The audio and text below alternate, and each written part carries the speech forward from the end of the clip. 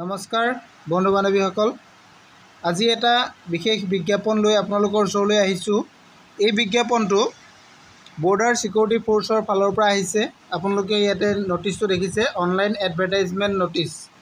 এই নটিফিকেশ্যনটো আহিছে 24 জুলাই 2025 তাৰিখে। ইয়াতে কনিষ্টবলৰ ভেকেঞ্চি আহিছে। এই কনিষ্টবল কিমানটা আছে আপোনালোকে চাওক। টোটেল কনিষ্টবল ভেকেঞ্চি আহিছে আপোনালোকৰ 3588টা আৰু তাৰে 3406টা মেলৰ কাৰণে দিয়া হৈছে। এইটো আপোনালোকে নিশ্চয় দেখা পাইছে। আৰু 182টা আছে ভেকেঞ্চি ওমেনৰ কাৰণে। গতিকে আপোনালোকে নিশ্চয় বুজি পালে, ইয়াতে পুৰুষৰ কাৰণেও বেলেগকৈ পদ আছে আৰু মহিলাৰ কাৰণেও বেলেগকৈ কনিষ্টবলৰ পদ আছে। গতিকে এই পদকেইটাৰ কাৰণে আপোনালোকৰ দৰমহাটো কিমান হ'ব, এইটো কথা আহিলে। দৰমহাটোৰ কথা ইয়াতে মই প্ৰথমতে আপোনালোকক জনাই ল'ব বিচাৰিছোঁ। দৰমহাটো আপোনালোকৰ হ'ব 21,700 টকাৰ পৰা 69,100 টকালৈকে হ'ব। এইটো ইয়াতে আপোনালোকৰ উল্লেখ আছে, আপোনালোকে চাই ল'ব পাৰিব। আৰু এই পদখিনিৰ কাৰণে আপোনালোকৰ কিছুমান টাৰ্মছ এণ্ড কণ্ডিশ্যন আছে, যিখিনি আপোনালোকে ফুলফিল হ'লে এই পদৰ কাৰণে আপোনালোকে এপ্লাই কৰিব পাৰিব। ইয়াত কেনেধৰণে হ'ব মই এইখিনি কথা আপোনালোকক জনাই দিম। এই পদখিনিৰ কাৰণে আপোনালোকৰ যিখিনি কণ্ডিশ্যন আছে, কণ্ডিশ্যনখিনি আপোনালোকে চাব পাৰিব। মই আপোনালোকক এটা এটাকৈ দেখাই দিব পাৰিম। প্ৰথমতে মই এটা বস্তু আপোনালোকক জনাই লৈছোঁ যে এই যিখিনি কনিষ্টবল পদ, এই পদখিনিৰ কাৰণে আপোনালোকৰ চিলেকশ্যন প্ৰচিডিঅ'ৰবিলাক কেনেধৰণে হ'ব। প্ৰথমতে আপোনালোকৰ কি হ'ব, ফিজিকেল ষ্টেণ্ডাৰ্ড টেষ্ট হ'ব, যিটো PST বুলি কোৱা হয়।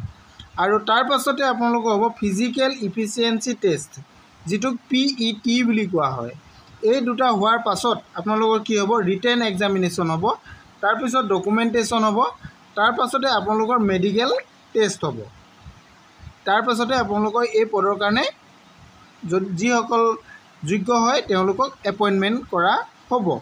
এইটো কথা ইয়াতে উল্লেখ কৰা আছে, এইটো উল্লেখ আছে, আপোনালোকে চাই ল'ব পাৰিব গোটেইখিনি কথা।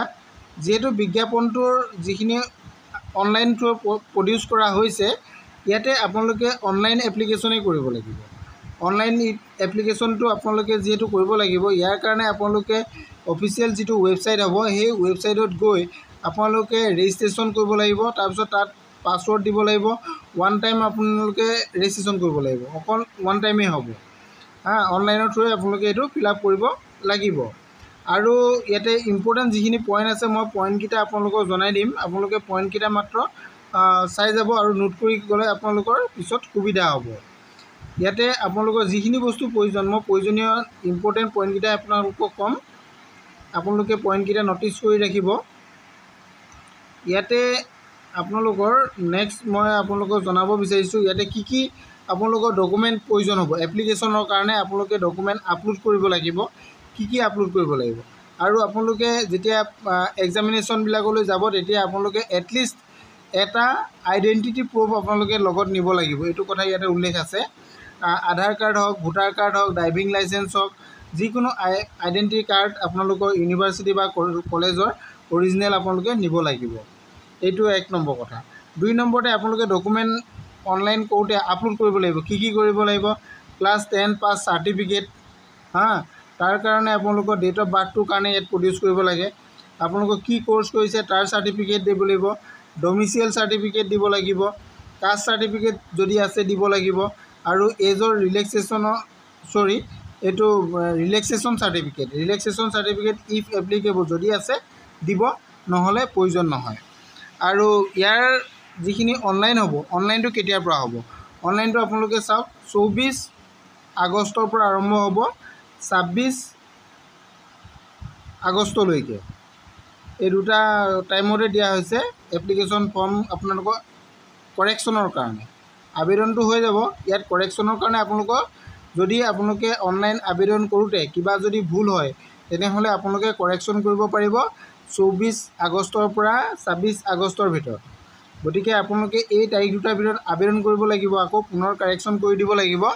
এই কাৰেকশ্যন কৰাৰ কাৰণে আপোনালোকে আকৌ এটা এপ্লিকেশ্যন ফিজো পে'মেণ্ট কৰিব লাগিব। যদি কাৰেকশ্যন কৰে তেতিয়াহ'লে আপোনালোকে 100 ৰুপিজ এটা আকৌ পে'মেণ্ট কৰিব লাগিব। এইটো ইয়াতে উল্লেখ আছে, আপোনালোকক জনাই দিলোঁ মই।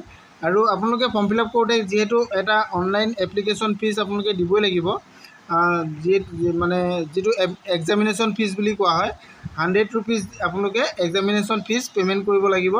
আৰু কাৰেকশ্যনৰ কাৰণেতো কৰাটো আকৌ এক্সট্ৰা বেলেগ হ'ব।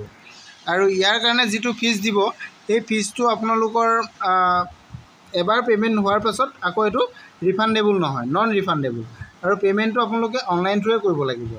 অনলাইন থ্ৰু আপোনালোকে নেট বেংকিং কৰিব পাৰে বা ক্ৰেডিট কাৰ্ড ডেবিট কাৰ্ডৰ সহায়ত কৰিব পাৰে বা ছাৰ্ভিচ চেণ্টাৰ যিটো কমন ছাৰ্ভিচ চেণ্টাৰ থাকে তাৰ পৰাও আপোনালোকে কৰিব পাৰে।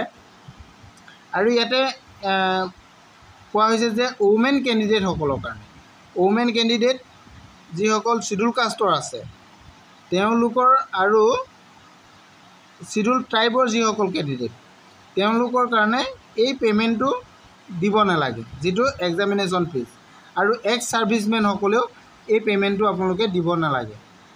নিশ্চয় এতিয়া আপোনালোকে এইটো কথা বুজি পালে কোনে কোনে পে'মেণ্ট কৰিব নালাগে, এইখিনি কথাও মই আপোনালোকক জনাই দিলোঁ। এতিয়া আমি আহোঁ এক্সামিনেশ্যন চেণ্টাৰবিলাকলৈ। এক্সামিনেশ্যন চেণ্টাৰ ক'ত ক'ত আছে আপোনালোকে চাব। যিহেতু ভাৰতৰ বিভিন্ন ৰাজ্যত আছে, আমি ইয়াৰ কাৰণে অসমৰ ৰাজ্যটো চাওঁ। অসমত আমাৰ ক'ত হ'ব ইয়াৰ কাৰণে আপোনালোকে জানি লোৱাটো দৰকাৰ, যিহেতু এক্সামিনেশ্যন অসমৰ ক'ত হ'ব। 10 নম্বৰত আপোনালোকে দেখিছে আছাম। ইয়াৰ কাৰণে এক্সামিনেশ্যন চেণ্টাৰটো দিছে আপোনাৰ frontier H headquarter BSF Guwahati. এইটো আছে Azara district Kamrup Guwahati, pin number 781017। এই এড্ৰেছত আপোনালোকৰ ইণ্টাৰভিউটো হ'ব। এইটো আছে কামৰূপ গ্ৰাম্যৰ আজাৰা বুলি যিটো জেগা আছে, আজাৰাৰ আপোনালোকৰ গুৱাহাটীৰ হয়, এতিয়া BSFৰ হেডকোৱাৰ্টাৰ হয় আছামৰ। গতিকে ইয়াতে আপোনালোকৰ যিখিনি টেষ্ট হ'বলগীয়া আছে সেইখিনি ইয়াতে হ'ব। এইটো এক্সামিনেশ্যন চেণ্টাৰ অসমৰ কাৰণে, মই অসমৰখিনিয়ে দেখাইছোঁ। আৰু ইয়াত বয়সৰ কথা এতিয়া আমি আহিলোঁ। বয়সটো 18ৰ পৰা 25 বছৰলৈকে দিয়া হৈছে। বয়সটো 18ৰ পৰা 25 বছৰলৈকে দিয়া হৈছে। আৰু ৰিলেক্সেবল থাকিব। ইয়াতে লিখিছে relaxable respect the candidate SC ST OBC, তেওঁলোকে ৰিলেক্সেশ্যন পাব। এইখিনি কথা ইয়াতে উল্লেখ কৰা আছে। এইটো গভৰ্ণমেণ্ট ৰুল মতে যিখিনি হ'ব লাগে সেইটো মতে পাই যাব। গভৰ্ণমেণ্ট ৰুলত আপোনালোকে কিমান পাব লাগে এইটো চাওক। চিডুল কাষ্ট আৰু চিডুল ট্ৰাইবসকলে 5 বছৰ ৰিলেক্সেশ্যন পাব আৰু OBC সকলে ইয়াতে 3 বছৰ ৰিলেক্সেশ্যন পাব।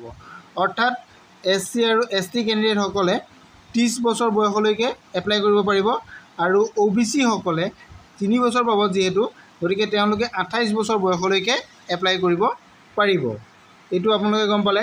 আৰু ইয়াৰ কাৰণে আপোনালোকৰ এডুকেশ্যনেল কোৱালিফিকেশ্যন কি লাগিব। যিহেতু ইয়াতে পদ বহুত আছে, গতিকে এই পদসমূহৰ ৱাইজত ভাগ কৰা আছে। আপোনালোকে চাব পাৰিব, যিহেতু পদসমূহ বিভিন্ন বিভাগত পদসমূহ আছে। আপোনালোকে চাওক, কনষ্টেবলৰ কাৰ্পেণ্টাৰ পদ আছে, কনষ্টেবল প্লাম্বাৰ পদ আছে, কনষ্টেবল পেইণ্টাৰ পদ আছে, কনষ্টেবল ইলেক্ট্ৰিচিয়ান আছে, কনষ্টেবল পাম্প অপাৰেটৰ আছে, কনষ্টেবল এই তেনেধৰণে পদসমূহ আছে। এই পদসমূহৰ কাৰণে আপোনালোকৰ এডুকেশ্যন কোৱালিফিকেশ্যন বিচৰা হৈছে মেট্ৰিকুলেশ্যন, অৰ্থাৎ HSLC পাছ হ'ব লাগে। আপোনালোকে নিশ্চয় এইটো বুজি পালে যে এই পদসমূহৰ কাৰণে যিখিনি কনষ্টেবল পদ আছে এই পদসমূহৰ কাৰণে আপোনালোকে এপ্লাই কৰিবলৈ হ'লে মেট্ৰিক পাছ হ'ব লাগিব। আৰু কিছুমান পদ ইয়াতে আছে।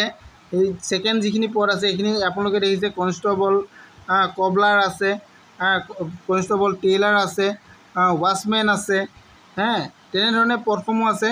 চুইপাৰ পদো আছে। তেনেধৰণে এই পদসমূহৰ কাৰণে আপোনালোকৰ মেট্ৰিক বা তাৰ সমপৰ্যায় হ'ব লাগিব বুলি ইয়াতে উল্লেখ কৰা আছে। ঠিক তেনেধৰণে আৰু পদ আছে, আপোনালোকৰ কুকৰ পদ আছে।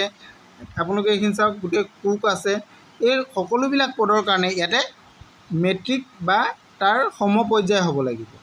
HSLC বা তাৰ সমপৰ্যায়ৰ যদি হয় তেনেহ'লে আপোনালোকে এই পদসমূহৰ কাৰণে আবেদন কৰিব পাৰিব।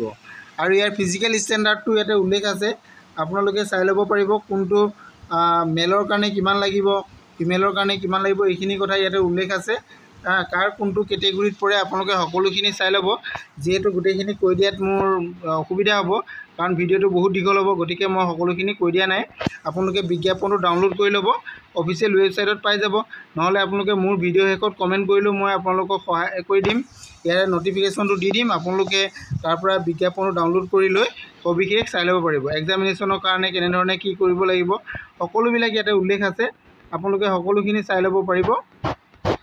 এতিয়া নিশ্চয় সকলোখিনি কথা আপোনালোকে জানিব পাৰিছে। পদসমূহৰ কাৰণে মেইন ইম্পৰ্টেণ্ট পইণ্টকেইটা আপোনালোকক মই জনাই দিলোঁ। ইয়াতে মেইন ইম্পৰ্টেণ্ট পইণ্টটো আপোনালোকে নিশ্চয় গম পালে যে ইয়াতে কনষ্টেবলৰ পদ আছে 3588টা পদ আছে ইয়াতে। গতিকে এই পদখিনিৰ কাৰণে আপোনালোকে অনলাইন আবেদন কৰক আৰু আবেদন কৰাৰ পাছত আপোনালোকে কাৰেকশ্যন কৰিবলৈ টাইম দিছে, কাৰেকশ্যনো কৰি ল'ব পাৰিব।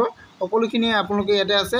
ইয়াৰ অফিচিয়েল ৱেবছাইটত যদি আপোনালোকে যায় তেতিয়াহ'লে BSFৰ যিটো অফিচিয়েল ৱেবছাইট আছে সেই অফিচিয়েল ৱেবছাইটত গ'লে আপোনালোকে এই বিজ্ঞাপনটো ডাউনলোড কৰি ল'ব পাৰিব আৰু অনলাইন আবেদন তাৰ পৰা আপোনালোকে কৰিব পাৰিব।